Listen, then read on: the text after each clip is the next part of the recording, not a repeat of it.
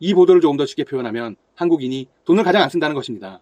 9월 한 달 동안 일본을 방문한 한국인 관광객이 58.1% 감소했다는 통계가 나왔습니다. 60%에 육박하는 수치에 일본 현지는 망연자실하고 있습니다.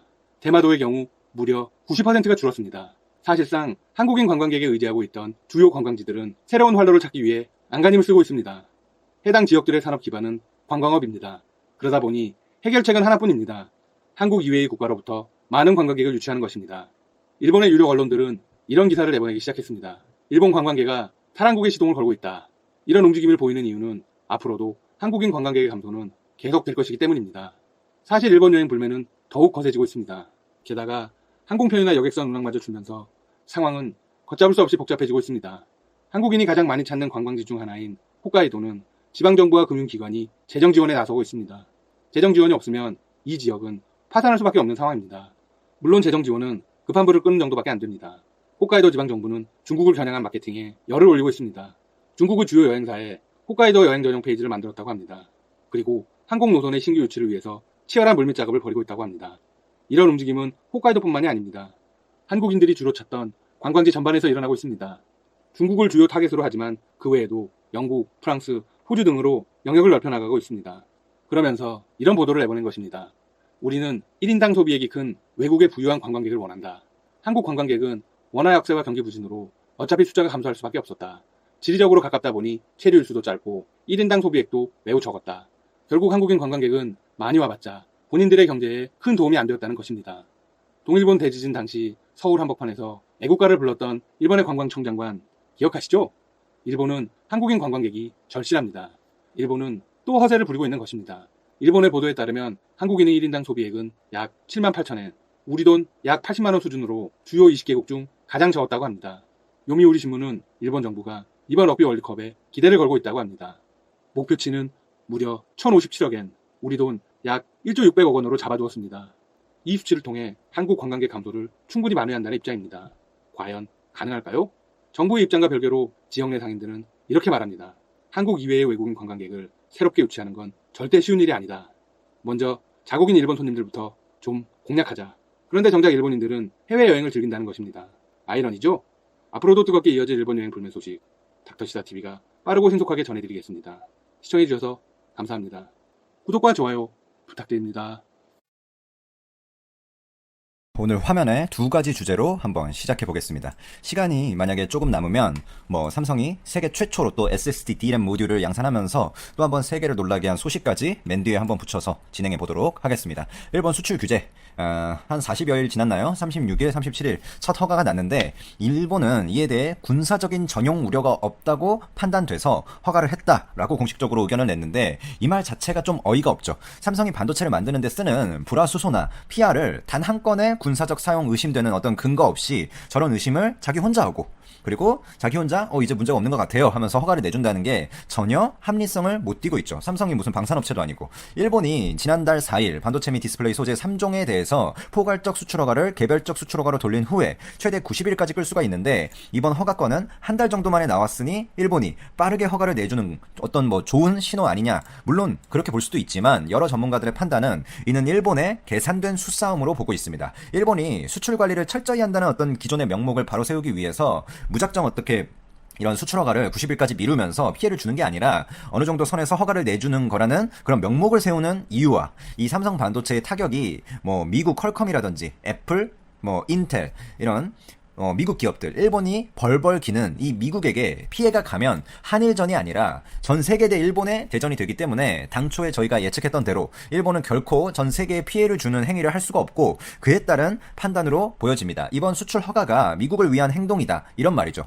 한국을 위한 행동이 아니라 간단히 말하면 이런 일본의 행태는 전 세계를 상대로 어떤 이미지 관리를 하면서 정당성을 확보하고 동시에 미국에게 피해를 주지 않으면서 우리는 오로지 한국만을 견제하는 거다. 그러니 미국은 중재를 하지 말아달라. 이런 메시지를 담고 있는 거죠. 미국도 만약에 미국의 피해가 직접적으로 오게 되면 분명히 일본을 바로 박살낼 수 있기 때문이죠. 이런 아베의 얕은 수싸움에 대해 해줄 수 있는 답변은 이미 우리나라는 단기적 피해를 감수하고 국산화 및 일본 제품들 전면적인 제외 및 대체제, 국외 수입 수입에 돌입했으며 단기적으로 당연히 한국이 피해를 보겠지만 결국 중장기적으로 시간이 흘러서 어느 정도 이상의 대체가 이루어지면 그리고 국산화가 이루어지면 일본의 반도체 산업은 막대한 영업이익 손해와 고객을 잃게 될 것이다 정도로 정리할 수 있습니다. 일본이 물론 어느 정도 품목을 허가해주면 그걸 감사히 쓰겠지만 그 이후에 저희는 국산화나 대체제 이런 플랜 B는 이미 가동이 시작됐고 이미 테스트가 실제 허가가 낸 그러니까 뭐 플러스 12-9급까지 뭐 이런 순도를 확보하지 못했지만 그래도 어느 정도 순도 뭐 5-9급에서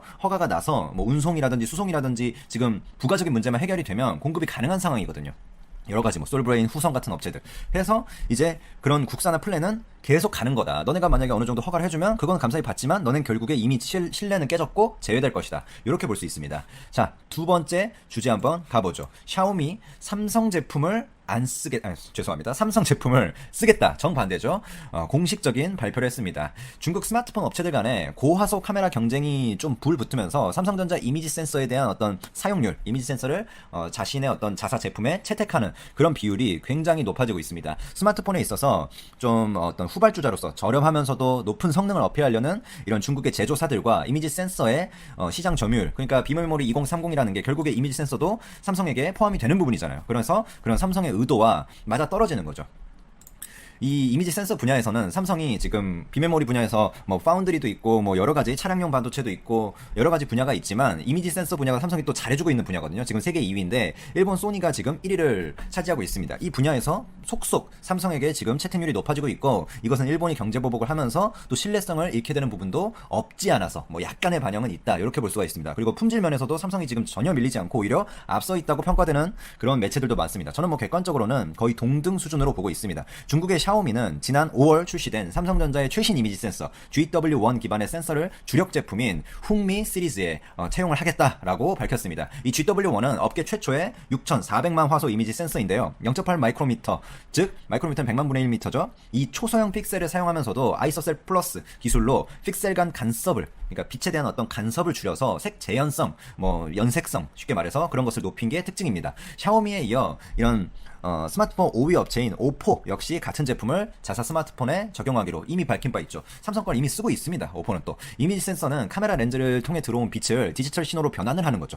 그러니까 결국에 센싱해가지고 디지털 신호로 변환한 다음에 그거를 프로세싱하는 그런 단계를 밟고 있는데 여기서 소니가 한 50% 정도의 점유율을 가지고 있단 말이죠. 하지만 삼성전자가 뭐 빠르게 점유율을 확대 나가고 있기 때문에 파운드리도 TSMC를 지금 빠르게 뒤쫓고 있죠. 삼성전자. 근데 TSMC는 물론 EUV 뭐 이런 내용들이 나오면서 삼성전자가 TSMC보다 기술적으로 어느 정도 앞서 있다. 큰 틀에서는 나노 싸움에서는 지금 앞서 있는 게 맞는데 하지만 후공정이라든지 패키징이라든지 여러 가지 전체적인 측면에서 TSMC한테 조금 품질 면에서 과연 앞서고 있는가 이런 의문이 제기되는 면이 맞는데 이 이미지 센서에 있어서만큼은 삼성이 절대 소니한테 품질적으로 밀리지가 않습니다. 이건 객관적인 평가고 단시간 내에 어느 정도 저가 영업을 해나가고 그리고 소니가 이번에 일본 경제보복과 관련해서 신뢰성도 많이 잃어가고 있기 때문에 뭔가 이번에 좀 단기간 내에 많은 점유율 확대가 이루어지지 않을까 이렇게 보고 있습니다. 특히 이 경쟁적으로 고화소 이미지 센서를 채택하는 중국의 스마트폰 제조사와 지금 삼성이 계속해서 채용이 늘고 있고 좀 뭐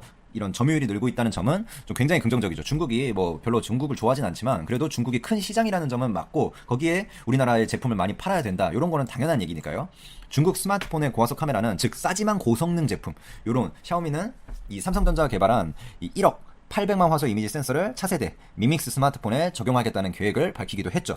이 삼성전자는 화성 사업장 내 오래된 이 D램 생산 라인을 이미지 센서 라인으로 전환을 하기도 했고 이런 게 다 어떤 효율성에 관한 부분이고 즉 원가를 절감할 수 있는 부분이고 이미지 센서 1위인 소니가 자기 회사의 제품인 이 엑스페리아 1에 삼성전자 거를 쓰기도 했어요. 이런 건 굉장히 충격적인 부분이죠. 자, 시간이 아주 조금 남았으니까 마지막 주제라고 할 수 있는 화면에 띄워져 있진 않은데요. 삼성전자가 역대 최고 세계 최초 역대 최고의 성능 서버 SSD D램 모듈을 양산했는데 이에 대한 내용 좀 간단하게 전해드리겠습니다. 기존 SSD 대비 성능이 2배 이상 향상됐다고 보시면 되고요. 이 SSD가 그러니까 결국에 차세대 이게 서버용 SSD예요. 솔리드 스테이트 드라이브인데 이게 그 전 라인이 결국에 쉽게 말해서 그냥 뭐 여러 가지 전문적인 뭐 볼리틀 메모리 익스프레스가 어쩌고 RDIMM이 어쩌고 로우 파워 RDIMM이 어쩌고 막 이런 얘기들이 여러 가지 나오는데 결국에 중요한 거는 세계 최초 그리고 가장 빠르다. 이게 8000MB를 구현한 뭐 역대 최고의 성능의 제품인데 중요한 거는 세계 최고의 성능이다.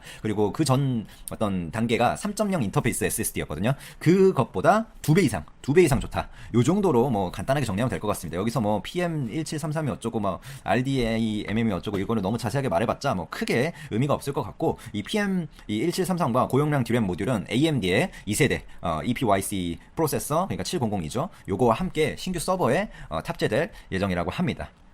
이 삼성전자가 8기가 그리고 16기가 DDR4 제품을 활용해서 8기가부터 결국에 최대 이제 256기가 용량까지 다양한 RDIMM을 제공하면서 이 사용자들의 어떤 고용량 RDIMM을 활용할 경우에 CPU당 최대 또 4테라의 메모리를 사용할 수 있도록 또 제공을 해주는 면이 있죠. 이런 거 좋다고 생각을 합니다.